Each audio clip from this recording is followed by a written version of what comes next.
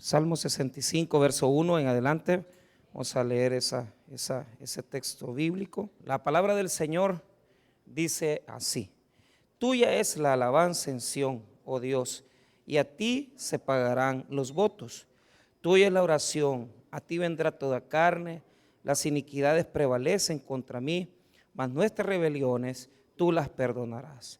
Bienaventurado el que tú escogieres y atrajeres a ti para que habite en tus atrios. Seremos saciados del bien de tu casa, de tu santo templo. Vamos a orar. Padre, te damos las gracias por tu bondad, por tu fidelidad. Oramos, Señor, en esta noche que puedas hablar a nuestros corazones, de tal manera que podamos recibir una palabra que nos aliente, que nos ministre, que nos ayude, Señor, en nuestras tribulaciones y nuestras necesidades. Háblanos a nuestros corazones. Oramos para que puedas ministrar nuestras vidas. En el nombre de Jesús. Amén y amén. Pueden tomar asiento. Muy bien, esto no está bien, pero bueno, ahí vamos. El Salmo 65 es un salmo utilizado en las fiestas de las cosechas en Israel. Ellos tenían un calendario festivo anual que consistía en que cada vez que había una cosecha, ya sea de cebada o de trigo, ellos iban al templo a adorar al Señor. Pero particularmente se les mandaba que tenían que estar 3 veces en el año. Ellos tenían que dejar cualquier cosa en su casa, caminar desde territorios lejanos para ir al templo a adorar al Señor. Y lo que nosotros hoy en día nos podemos preguntar a través de este salmo es cómo podemos presentar esta situación de la ley de la siembra y la cosecha. Eso se está revelando en este texto bíblico. Entonces, la ley de la siembra y la cosecha es una ley de la naturaleza, es una ley que habita en lo natural, pero espiritualmente hablando, los textos bíblicos nos hablan siempre de cosecha y de siembra con respecto al hecho de lo que nosotros hacemos en lo que respecta a las situaciones espirituales. Es decir, las leyes de la naturaleza, especialmente la de la siembra y cosecha, se aplica a los seres humanos de la misma manera en las acciones que tenemos, en las actitudes que tomamos y por supuesto, ¿verdad?, en las acciones espirituales que desarrollamos. Entonces el Salmo 65 tiene como propósito mostrarnos primero una generosidad de Dios, es decir, cómo Él actúa en los medios naturales para bendecir al hombre, pero también tiene como propósito mostrarnos cómo opera esa ley dentro de toda la visión de Dios, cómo Él ve las bendiciones, cómo Él actúa para poder bendecir al hombre. Entonces, si usted en esta noche dice, bueno, pastor, yo sinceramente no me siento muy bendecido, o sea, primero veamos por qué, veamos cómo está nuestra vida, estancada o probablemente neutralizada, y decimos, ¿por qué he caído en esta sequía? ¿Verdad? Entonces, ¿por qué? Porque el Salmo 65, si bien es cierto, se cantaban en las cosechas, pero estudiosos como Deslich, ¿verdad? Otros como, por ejemplo, eruditos como el señor Schockel e incluso Hans Joachim Kraus, ellos tienen como idea que este salmo sirvió para un tiempo de sequía en el cual el pueblo tuvo que ir a adorar, tuvo que ir a exaltar a Dios. Entonces, nos vamos a preguntar cosas, ¿verdad? Sienten calor. ¿Ah? Está bien, porque muy helado. El miércoles salieron temblando todo, ¿verdad? Entonces, ahí estamos peleando con estas cosas a ver cómo van a operar. Pero bueno, el tema es de que hay una sequía y Dios comienza a actuar en esa situación. Y la pregunta que nos hacemos es, ¿por qué mi vida no revela, no ministra las bendiciones que yo quisiera ver? ¿Por qué no hay esas provisiones de parte de Dios hacia nuestra vida, verdad? Entonces, ahí vamos a tener un poquito de problemas, detalles, ¿verdad? ¿Por qué? Porque el Salmo se estructura en tres etapas diferentes. La primera etapa está del verso 1 al 4. El verso 1 al 4 es ¿por qué Dios es tan atrayente? ¿Por qué Dios nos atrae? ¿Por qué debemos de ir a Él, verdad? Y esa atracción espiritual que Dios tiene hacia el hecho que los hombres le buscan, los hombres le adoran, los hombres van a buscarle y quieren estar cerca de sus dominios. Entonces, ahí vamos a aprender muchas cosas importantes. Luego, del versículo 5 al verso 8, está el Dios de toda la creación, el Dios de toda la creación. Y del verso 9 al verso 13 está el Dios de la siembra y la cosecha, o el Dios labrador, el Dios labrador. Veamos aquí esa estructura de tres etapas. Vuelvo a repetir, del 1 al 4 tenemos el Dios que atrae a sus atrios, atrae a su presencia, atrae a su divinidad. El verso 5 hasta el verso 8 es el Dios de toda la creación, y el verso número 9 al verso 13 es el Dios labrador o el Dios de la siembra y la cosecha. Los estudiosos bíblicos están claros que este salmo tuvo que haber sido compuesto después de una sequía terrible en Israel por las cosechas que se habían desarrollado en esa época. Entonces, ahora, la pregunta que yo hago es, ¿por qué mi vida está en sequía?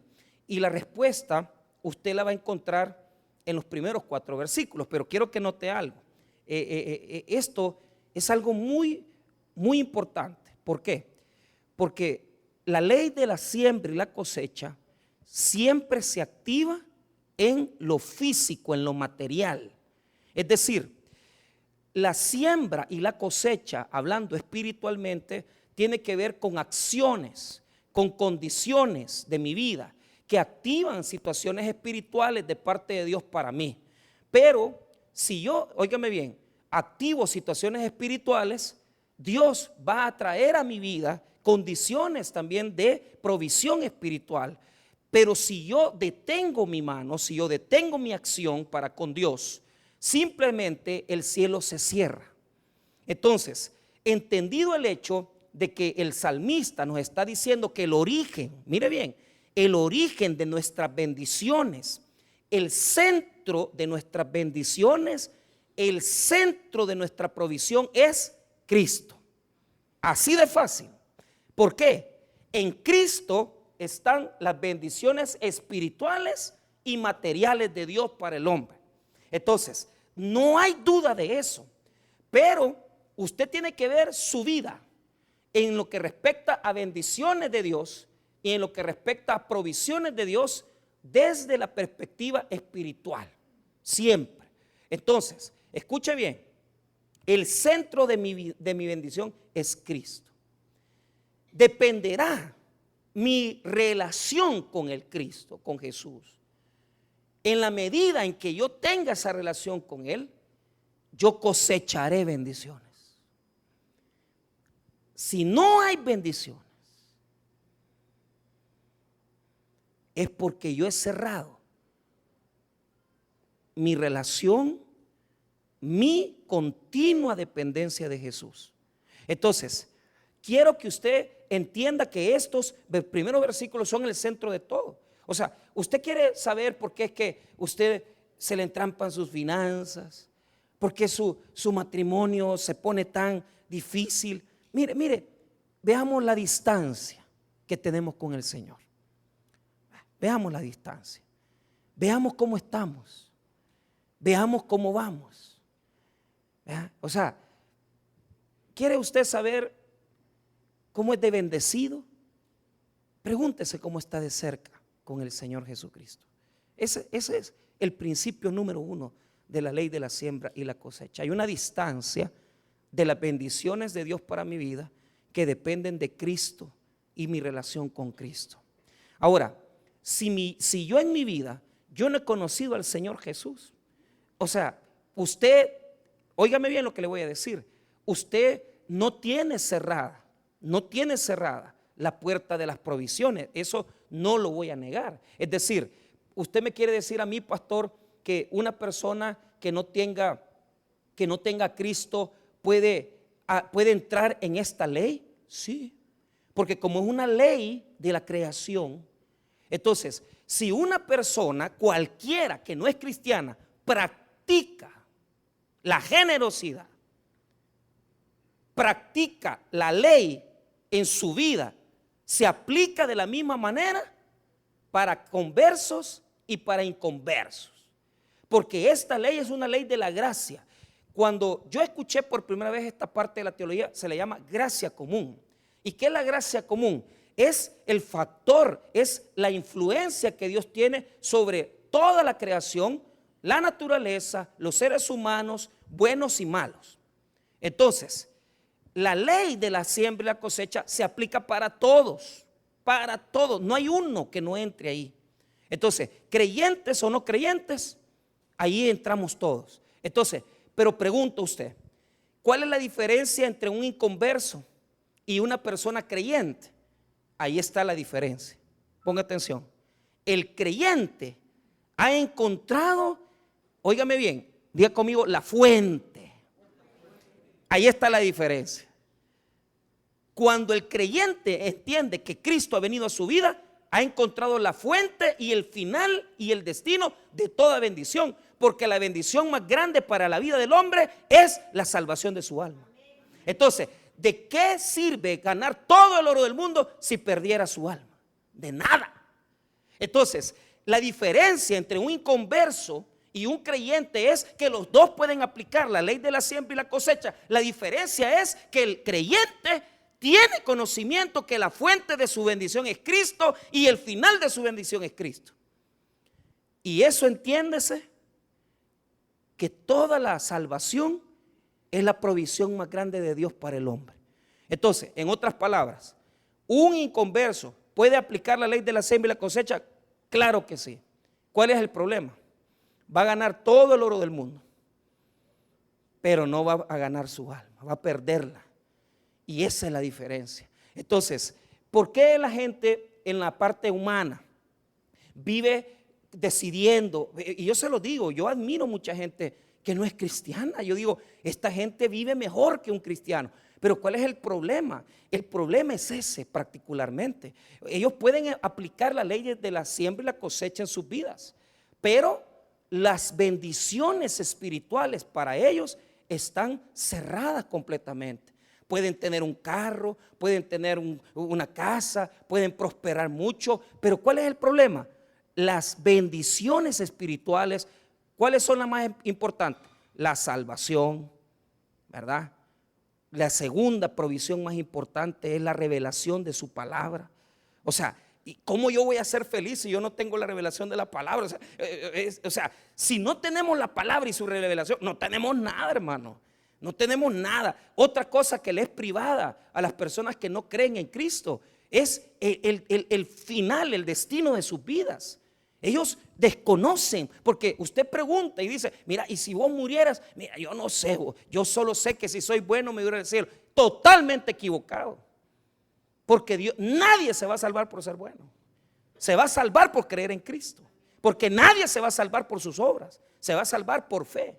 Entonces, imagínate la fe, el don del Espíritu Santo, no lo tenés, sos inconverso, no conoces al Señor. Sin el Espíritu Santo no tenés nada, sin Jesús no tenés nada, sin la palabra no tenés nada. Entonces, ¿para qué quiero tener propiedades? ¿Para qué quiero tener grandes cosas si no tengo lo más importante, que es Jesús? Entonces, partamos de ahí. La ley de la siembra y la cosecha es una ley de la naturaleza, de la gracia común, que se aplica a todos los seres humanos. La diferencia es que los cristianos conocemos la fuente, que es Jesús. Conocemos el destino, que es Jesús. Conocemos al Espíritu Santo, que lo provee Dios. Conocemos la fe, que la da Dios.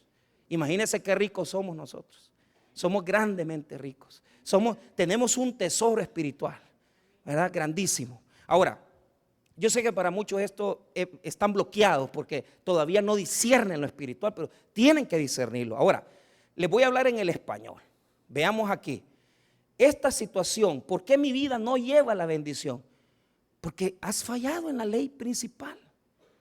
O sea, sabiendo quién es la fuente de la bendición, te has apartado de la bendición de Dios.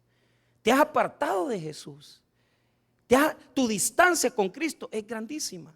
Entonces Jesús no puede proveer, Jesús no puede bendecir, porque todas las bendiciones de Jesús están supuestas a un factor importante que se llama la obediencia.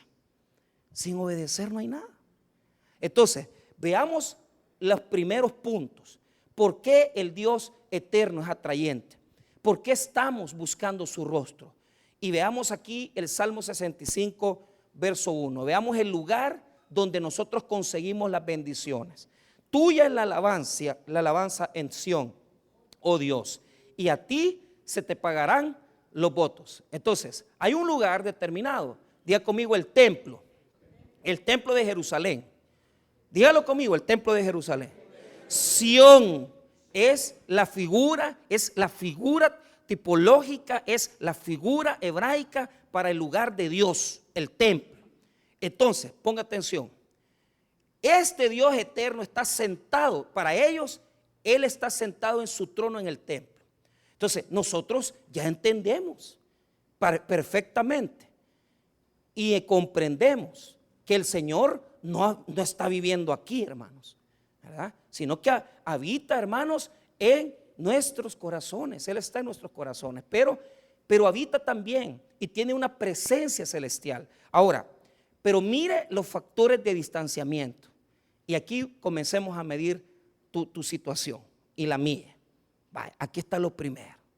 Mira el versículo 2. Tú oyes la oración, a ti vendrá toda carne. Entonces, ¿por qué he buscado este Dios? Porque Él es el que escucha la oración de todas las personas. Estamos tan agradecidos con Dios, porque Él oye nuestro clamor, porque Él oye nuestro lamento, porque Él oye nuestras necesidades. Entonces, pastor, ¿y qué me está queriendo decir con esto? ¿Cómo está tu vida de oración? ¿Por qué no te es atrayente? ¿Por qué Jesús no te atrae? Porque a Jesús no se le busca en lo material solamente, se le busca en espíritu y en verdad. Y eso no lo entiende la gente. Si usted no se dedica a la oración, si usted no se dedica a dar un tiempo de adoración al Señor, usted está en neutro en su vida. Aquí no vamos a hablar mentiras. Si usted cree que yo le voy a decir, mire, es que usted venga y siembre dinero. No, hombre, siembre oración. ¿Ah? Desgaste su tiempo en el Señor. Entonces, yo dije, mire, me quería yo quitar hace unos 4 semanas que cuando yo comencé el proyecto, porque es un proyecto largo, yo le dije, Señor, yo quiero dedicarte más tiempo. Entonces me hice un compromiso de andar un Nuevo Testamento de los Gedeones. ¿Vea? Entonces ahí andaba yo en la calle como que yo era, ¿verdad? Como que era testigo de Jehová, iba regalando atalaya, ¿verdad? Pero y me había metido el Nuevo Testamento aquí. Entonces, en lo que andaba en la calle, en lugar de agarrar el teléfono cuando se está perdiendo el tiempo en el banco, en la calle, lo que todos hacemos, estar viendo los chambres, agarraba el Evangelio de Juan. Mire, hermano, en un día llegué hasta el capítulo 10. Llegué al capítulo 10. Pero no importa hasta cuánto, o sea, aquí no es una cuestión que usted va 5 capítulos, 10 capítulos, sino que ¿qué es lo que ve Dios en nosotros? El deseo de apartarnos de esta cosa.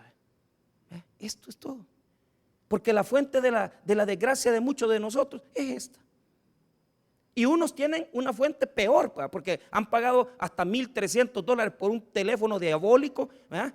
O sea, si compra un teléfono, compra uno de $200. ¿Para qué quiere tanto? ¿Ah? ¿Para qué quiere un iPhone S, no sé qué, que la 14, que aquí plus? Yo fui a comer ayer con un amigo y estábamos ahí y ese teléfono es nuevo, me dijo. ¿Cuánto te costó? Mira, me dijo, ahorita pagándolo, ¿cuánto pagas? $118 mensuales. No, hombre, hermano, con eso me voy a comer a Burger King 4 veces a la semana y todavía me sobra.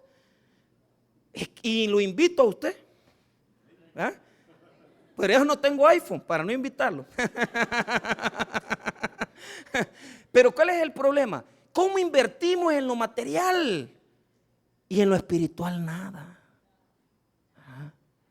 Usted quiere ver que su vida se alce a una bendición, busque la oración. Mire, yo me puse esta semana, he luchado porque, Señor, quiero orar. He estado orando, Señor, esto, y tengo 3 peticiones que ahí le voy entrando con todo. Pero no me canso, no me rindo. Yo me levanté temprano y dije, Señor, yo voy a ir con el pastor Rolando a las Bartolinas. Y entonces lo primero, Señor, a orar, a pedirle por todo. ¿Por qué? Porque yo sé que sin oración yo no muevo nada. No lo muevo nada. O sea, seamos honestos. Si hay algo que nos debe atraer del Señor, es orar, es hablar con Él. ¿Por qué? Porque mire bien, todo lo que nosotros vengamos a pedirle, Él lo escucha, Él lo oye. Y Él lo oye y lo responde, hermanos. Y mire, yo me he visto estas últimas semanas como Dios me ha respondido unas peticiones que yo tenía tremendas. Cosas que uno dice, ¿y cómo Dios me ha respondido esto? Ahí yo me he quedado, no lo puedo creer. Pero claro, me puse a orar. Entonces, Dios es atrayente porque oramos y Él nos escucha. Y Él oye todo nuestro clamor, Él oye nuestros lamentos, Él oye toda nuestra necesidad. ¿Será, hermano, que su vida de bendiciones está estancada por su oración? Porque usted no es un hombre de oración, usted no es una mujer de oración, usted no es una persona que se meta con Dios sinceramente. Y por eso usted dice, es que yo quiero prosperar, es que yo quiero ser bendecido. Ore, hombre, ore, interceda, clame a Dios. Dios lo va a usar. Dios lo va a usar. Pero sin oración no hay nada. Ahí inicia la siembra y la cosecha espirituales. Ahora, vea el segundo factor, por qué somos atraídos por el Señor. Primero, Él escucha. Diga conmigo, Él oye. Ahí está, mire, el 2. Tú oyes, dice, la oración. A ti vendrá toda. ¿Cómo no será atrayente nuestro Dios? O sea, a mí que Dios me dé, no. A mí estar con Dios es suficiente.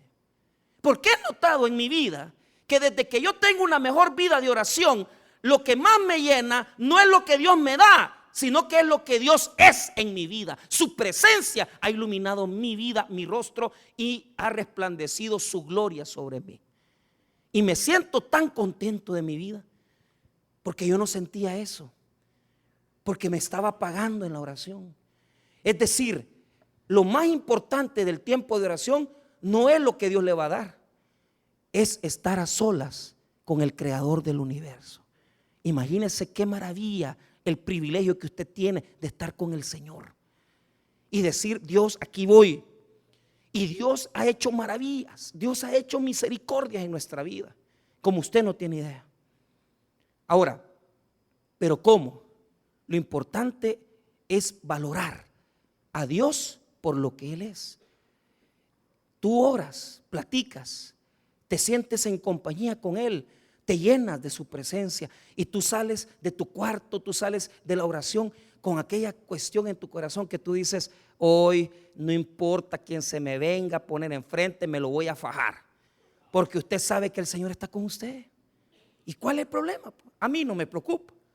Yo no me preocupo, hermano. Yo sé que estoy en la presencia del Señor. Aquí estoy en la presencia del Señor. Ahora, mire qué bonito cuando usted sabe por qué está orando. Y usted está orando por estar con Dios, no porque usted quiere.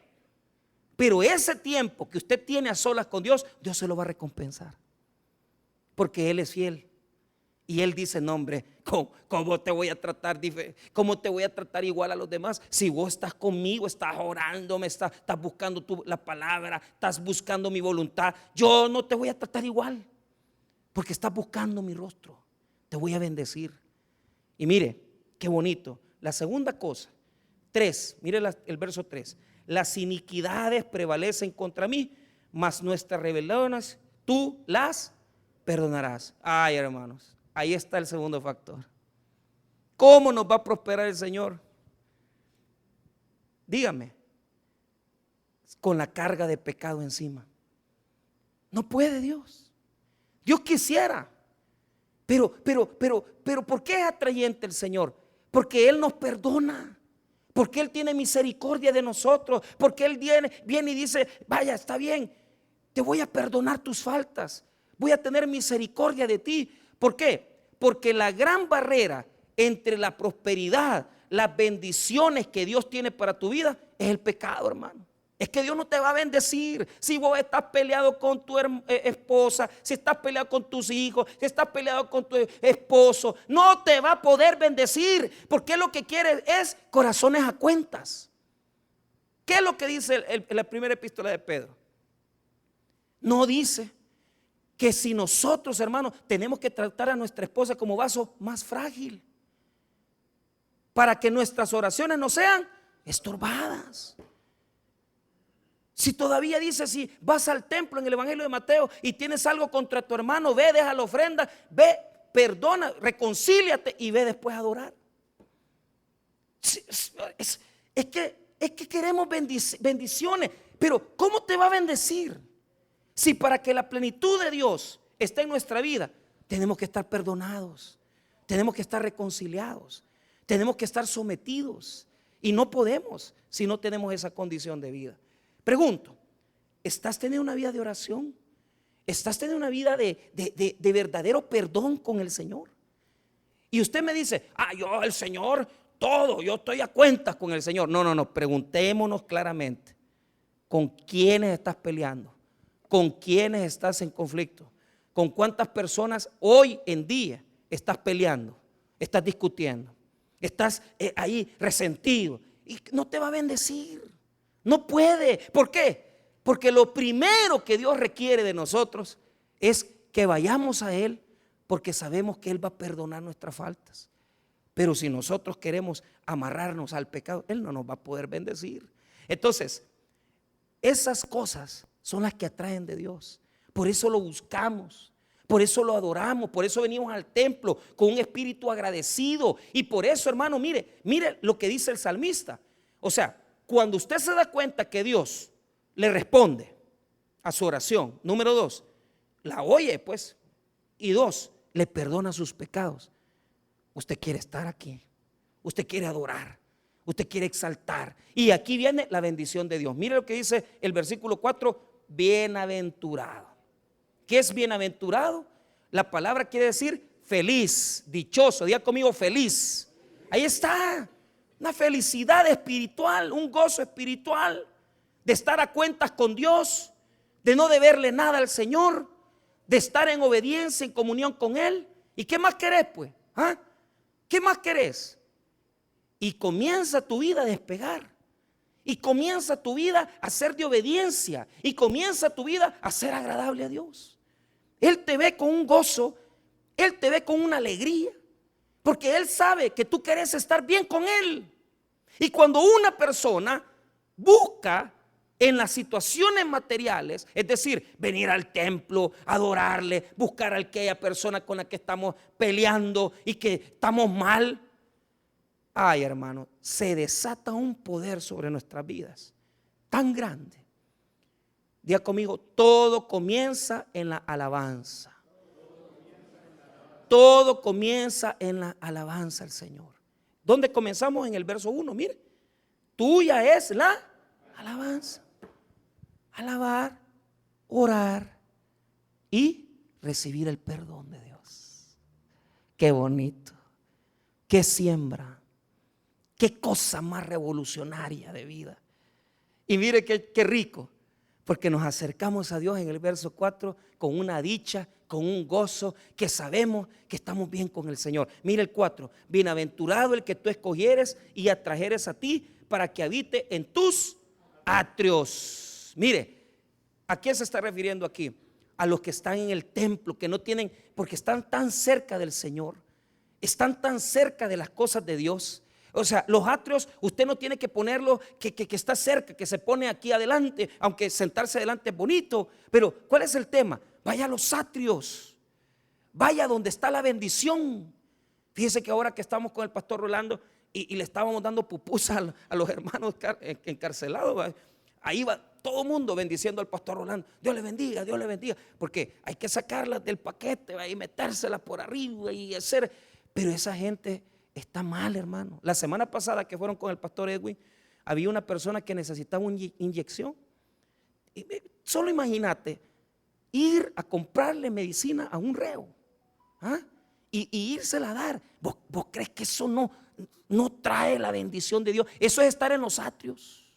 Estar en los atrios no es estar metido en el templo. Estar en los atrios es estar cerca de Jesús, con acciones de amor y misericordia. Aquí no nos vamos a engañar. Usted comienza a actuar en lo espiritual y Dios va a comenzar a mover todas las cosas de su vida. Usted se detiene en lo espiritual, usted se detiene en venir a adorar, usted se detiene en servir, usted se detiene en las obras, usted para la bendición de Dios. La para, la detiene. ¿Quiénes son los que están recibiendo mejores frutos? Los que están cerca de los atrios. Porque nuestro Dios es un Dios atrayente, al que alabamos, al que oramos y al que respetamos porque nos perdona nuestras faltas. Yo quiero estar cerca de Él. Yo quiero estar tranquilo con Él, quiero estar a cuentas. Mire qué precioso. El 4 en la segunda parte. Seremos saciados del bien de tu casa, de tu santo templo. ¿Cuál es el bien de la casa? ¿Y cuál es el bien de tu santo templo? Mire cómo dice las veces que se repite la palabra tú en el verso 4.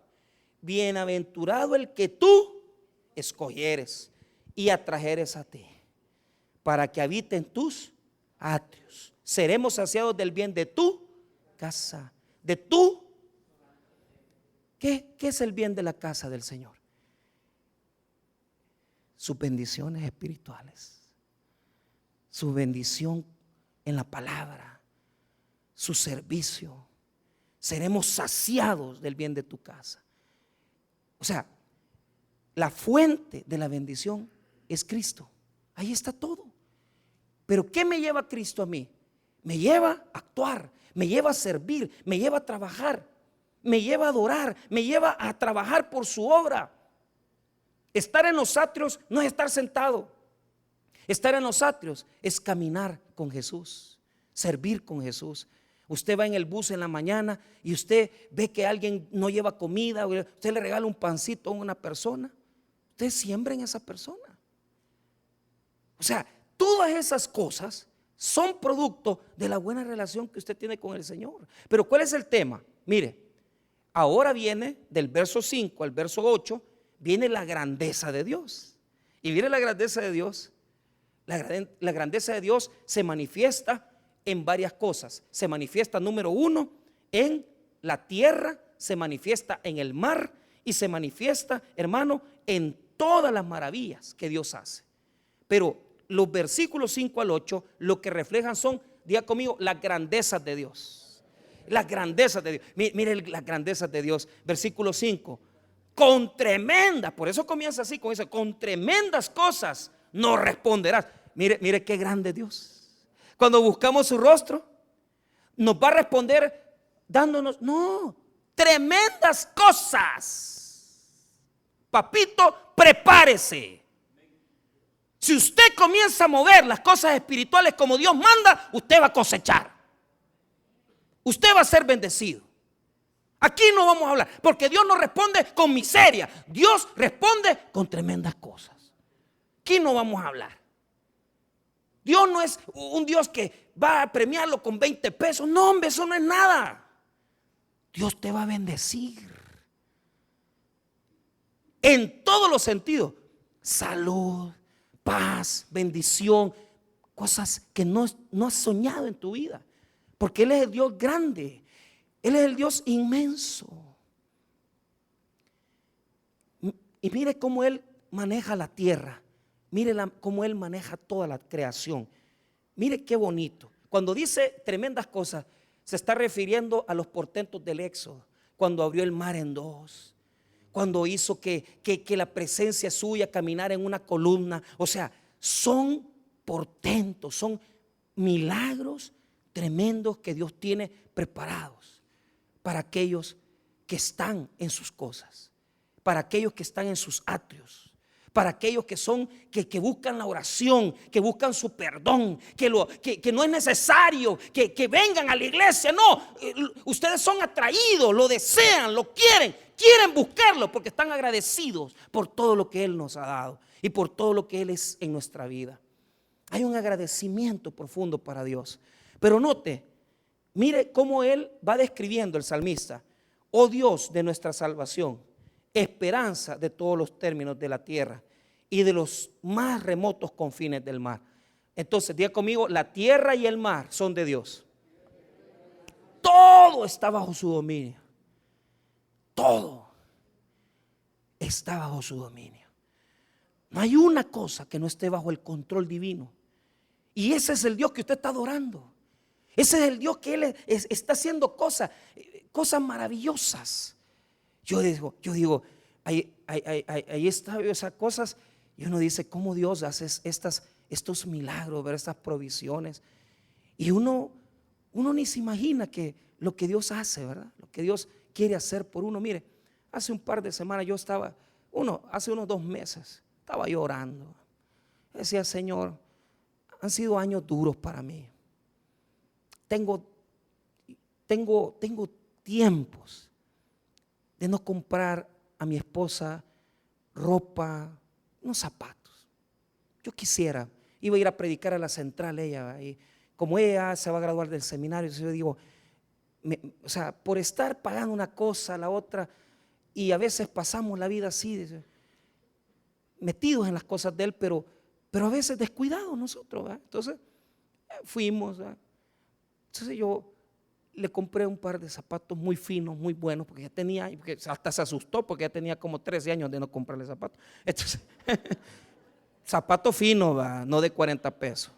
Que quede claro para las hermanas no, zapatos le he comprado, pero finos dos pares, ¿verdad? Entonces, y mire que, bueno, fuimos, compramos toda la cuestión y ella bien, mira, me dice, ¿hace cuánto tiempo que no me comprabas zapatos? Y yo, ay, qué vergüenza, decía. Bueno, predicó, pero yo me quedé con aquella cosquita. Señor, ¿verdad? Quiero bendecir a mi esposa. Y le comencé a decir, porque estamos ahí en una cosa de un negocio y me van a quedar unos 7,000 pesos del negocio. Entonces yo dije, le voy a regalar a mi señora, le voy a regalar $1,000 para que se compre lo que ella quiera. Si quiere otro esposo, que se lo compre con 1,000 pesos.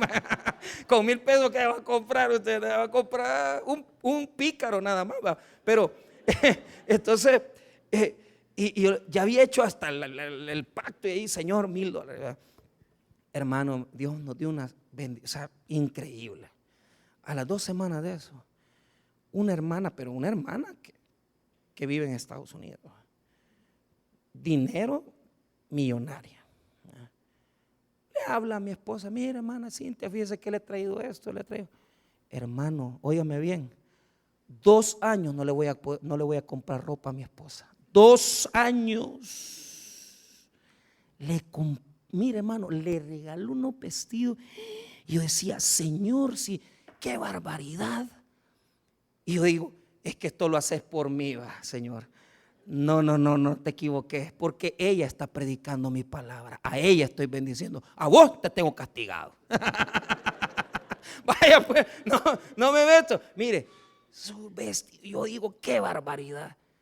Y unos zapatos, hermano, qué barbaridad. Yo digo, o sea, porque yo aquello, ¿verdad? Y 1,000 pesos le estaba pidiendo yo a Dios. No, hombre, más pistos, y le regaló quizás como unos $3,000, hermano, en ropa. Si todavía le dije yo a ella, una boutique voy a poner aquí, usted, le digo yo, porque es una cantidad, hermano, vestidos preciosos. Y yo, Señor, qué bueno, qué fiel. Así premias a mi esposa que me ha aguantado todos estos años en el desierto, le digo. Y ahí se cumple aquel versículo que caminaron en el desierto y las sandalias no se desgastaron y el vestido nunca se les acabó. Porque así hemos vivido, con limitantes, con cosas. Ahí estaba yo que quería poner ahí un volado ahí en el baño del cuarto y decía, Señor, hace cositas pequeñas. Y nos habla el pastor, y nos regala las cosas que él tenía en su casa, hermano. Y nos fuimos con el Teodoro a recoger las cosas de la casa de mi pastor. Y los trajimos. Y yo dije, ¿cuánto vale este volado? Sus 300 pesos. ¿Los vendo o los pongo? Es que Dios es fiel. Dios es bueno. Y eso es risible. ¿Por qué? Porque si yo les contara, hermano. No, hombre. O sea, cosas maravillosas, preciosas que Dios tiene, detalles, porque Él hace cosas tremendas con lo que le sirven a Él. Estar ahí en los atrios, eso, mover las cosas espirituales. Yo animo, mire, aquí personas que sirven al Señor, pídanle al Señor esa maravilla. Quieren viajar, pídanle al Señor ese milagro. Quieren ir aún, pídanle a Dios. Dios no los va a dejar avergonzados. Porque si nosotros servimos para Dios con todas las limitantes que tenemos, que a veces ni tenemos pito, que a veces andamos quebrados, a veces enfermos, pero Dios ve nuestro corazón. Y Él dice, no, yo tengo que bendecir a este siervo, tengo que bendecir a esta sierva, la tengo que bendecir. Dios no se va a quedar con nada, hermanos, nada. Ahora, porque Él es el Dios de las cosas tremendas. Y vea cómo Él mueve el mundo. Mira el versículo 6. Tú, el que afirma los montes en tu poder, ceñido de valentía, el que sosiegue el estruendo de los mares, el estruendo de sus ondas y el alboroto de las naciones. Aquí hay dos características. La firmeza de los montes. ¿Quién los ha puesto firmes los montes? El Señor. Pero mire cómo maneja los mares. Mire el verso 7. El que sosiega el estruendo de los mares, el estruendo de las ondas y el alboroto de las. O sea, Él mueve todas las ondas del mar, Él las sosiega. Todo el bullicio de las naciones, Él las sosiega. Mire lo que nos hizo en la pandemia. Lugares que son bulliciosos, todo en silencio. Y aquel gran silencio que se oía. Dios cayó a las naciones con el COVID. Mira el poder de Dios, hermano. Mira el poder de Dios, qué grande es. Pero eso no es nada. Todos se quedan sorprendidos por el poder de la grandeza. Deja firmes los montes y maneja los mares. Los montes y los mares son de Él. Pero ahora vea el versículo número 8. Por tanto, los habitantes de los fines de la tierra temen de tus maravillas. Tú haces alegrar las salidas de la mañana y de la tarde. En la alegría del amanecer y la alegría del atardecer, que a veces uno amanece, ¿verdad?, y dice qué bueno este día. Eso es de Dios. Dios nos lo da. Entonces, ¿por qué escribe del 5 al 8 estas grandezas? Para que nos demos cuenta que Dios tiene control sobre las cosas grandes. Pero ahora vea cómo Dios tiene el control sobre las cosas pequeñas. Mire el versículo 9 al 13, son las cosas pequeñas que Dios tiene control. Mire lo que dice el 9. Él como labrador es como que se bajara a labrar la tierra, a trabajar la tierra. Mire el verso 9. Visitas la tierra y la riegas. Mire, o sea, óigame, ¿quién prepara la tierra para la siembra del grano? ¿Quién? Es el Señor. Con la lluvia temprana que Él mandaba a la tierra, Él preparaba, ¿verdad?, la cosecha para que cuando vinieran los hombres a tirar el granito y comenzaran a cultivar, pudieran recibir la cosecha. Pero note esto, mire bien, en gran manera la enriqueces con el río de Dios lleno de aguas, preparas el grano de ellos cuando así lo dispones. Diga conmigo, el río de Dios. El río de Dios es la fuente de provisión divina para todos sus hijos. Ese río de Dios es el que habita en su presencia. Y es la manera que ejemplifica la Biblia para decir que Dios tiene un río de bendiciones para sus hijos. Que cualquier necesidad que sus hijos tengan, Él tiene un río de provisiones, de bendiciones materiales, espirituales. Hermano, aquí no se acaba ese río. Ese río fluye. Ese río se describe en algunos otros salmos, como el Salmo 46 dice así: del río sus corrientes alegran la ciudad de Dios, el santuario de las moradas del Altísimo. ¿Por qué? Porque Dios es el dueño de todas las provisiones. Entonces, desde el cielo hace descender la lluvia. Y mire la lluvia, de ese río de Dios viene la lluvia para sus hijos. Mire lo que dice el verso 9, con el río de Dios lleno de aguas, preparas el grano de ellos cuando así lo dispones. Pero note eso, preparas el grano ¿de quién? De ellos. ¿Quién tiene el grano? Nosotros. ¿Quién tiene la semilla? Nosotros. ¿Quién tiene la lluvia? El Señor. ¿Quién prepara la tierra? El Señor. Hermanos, ¿cuántas veces se han quedado o nos hemos quedado con esa semilla? Y hemos podido sembrar, hemos podido bendecir y no lo hemos hecho por acciones, por nuestro servicio, por nuestro trabajo. Mire, es algo tremendo lo que le estoy diciendo. Habemos personas que tenemos una buena semilla, pero ¿sabe cuál es el problema? Tenemos un egoísmo. Tenemos una cosa que como decimos, no, ¿y para qué voy a poner? ¿Para qué voy a servir? Mira, todo lo que hagas en la obra de Dios, Dios lo va a remunerar. Pero ¿cuál es el problema?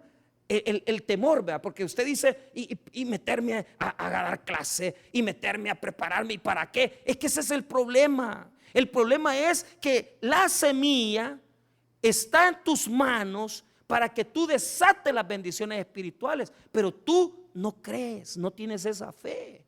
Y cantidad de personas que Dios dice, yo te quiero bendecir, hijo, pero vos no cambiás, hombre. Vos no tenés esa siembra, no estás comenzando a sembrar. Querés salir de la sequía, pero no tirás la semilla. Querés salir de la amargura, pero no perdonás.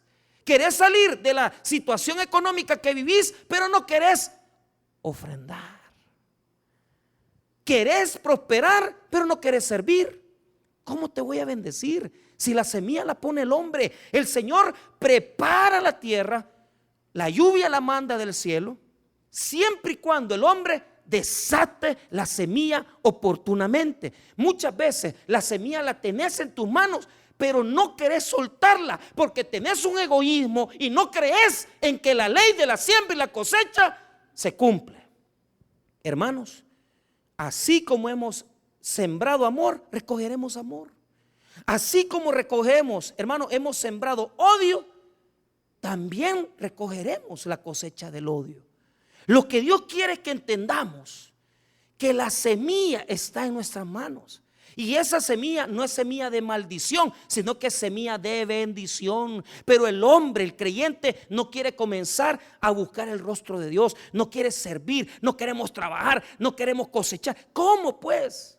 ¿Cómo Dios nos va a bendecir si el grano es de nosotros y la lluvia es de Dios?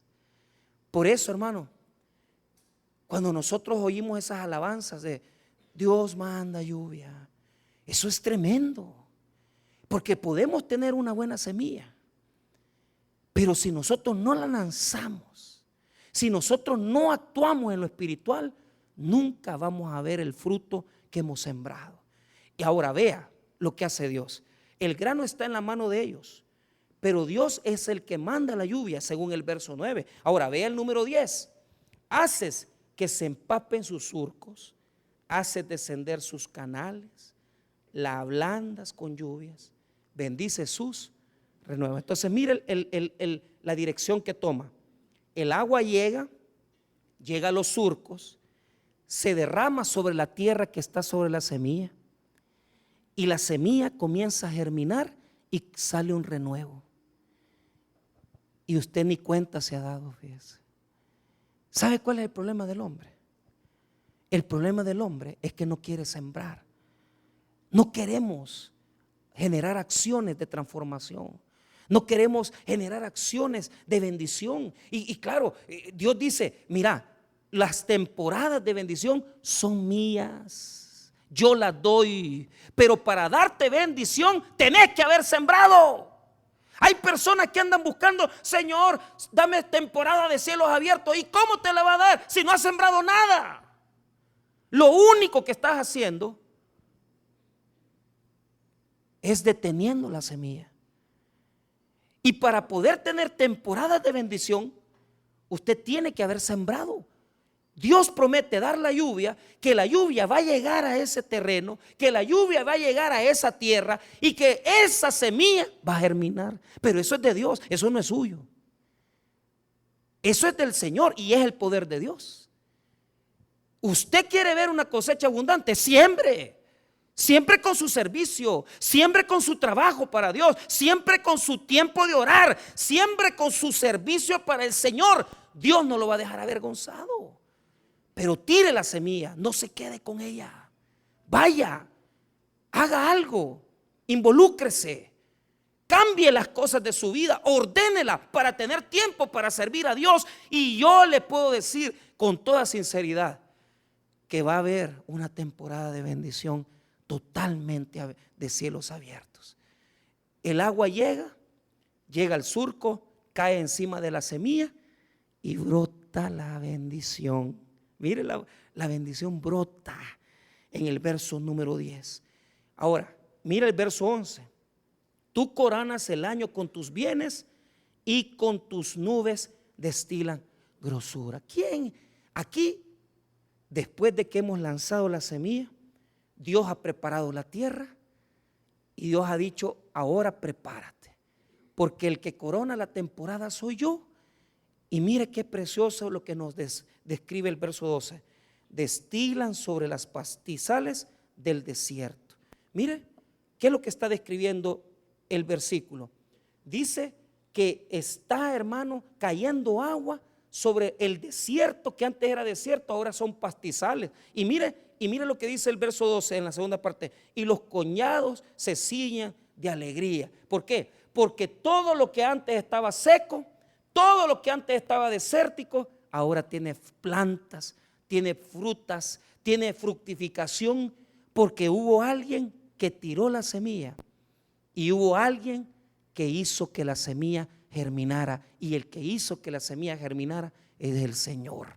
Pero ojo, la presencia de Dios acompaña a la semilla desde que la toma el hombre, desde que la lanza a la tierra, después brota y después Dios manda la lluvia tardía para que la cosecha sea abundante y nos dé una alegría grande. Mira el verso 3, se visten de manada los llanos y los valles se cubren de grano, dan voces de júbilo y aún cantan. Cuando uno va en los tiempos, ¿verdad? Y uno ve los grandes campos, ¿verdad? Donde se ha sembrado maíz, donde se ha sembrado, ¿verdad? Caña, y uno dice: qué tremendo, si esto estaba desértico. Es que hermanos, la semilla la tenemos todos. ¿Y qué es la semilla?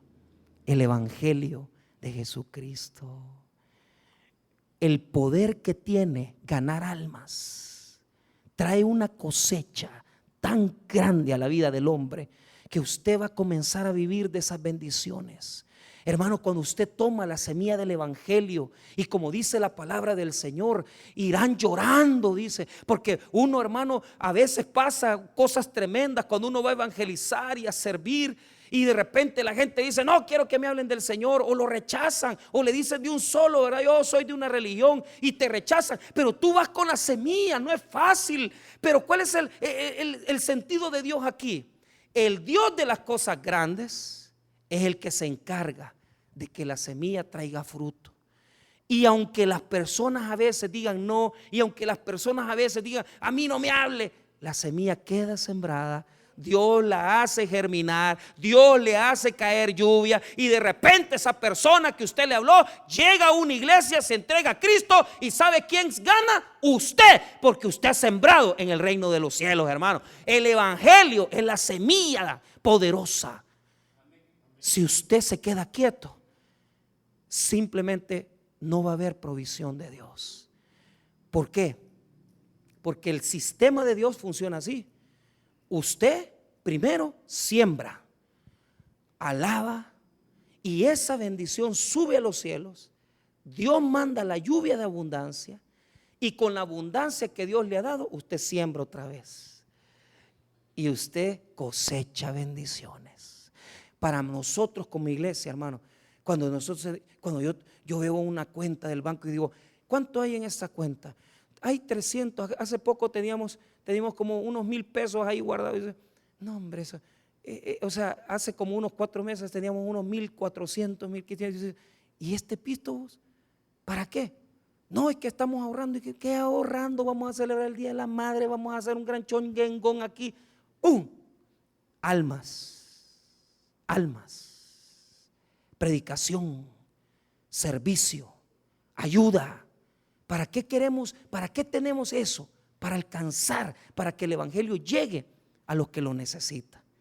Pero escuche bien, la semilla la ponemos nosotros. Esa semilla que usted carga en su mano es Jesucristo, sembrado en el corazón de los hombres. Por eso Jesús dijo que si el grano de trigo no cae, no va a hacer nunca, no va a dar fruto jamás. Jesús mismo murió. Y usted, que tiene el poder del evangelio, usted se queda callado. Y en lugar de sembrar, de cosechar, de predicar, de venir y decir, Señor, aquí voy con todo, usted se queda en el templo, encerrado, cuando lo que tiene que hacer es ir a los atrios, llevar la semilla del amor y del servicio a Dios y comenzar a cosechar las bendiciones que el Señor nos da por su servicio. Tome el evangelio, siémbrelo, porque Dios va a traer gran cosecha a su vida de bendiciones. Vamos a orar, hermanos.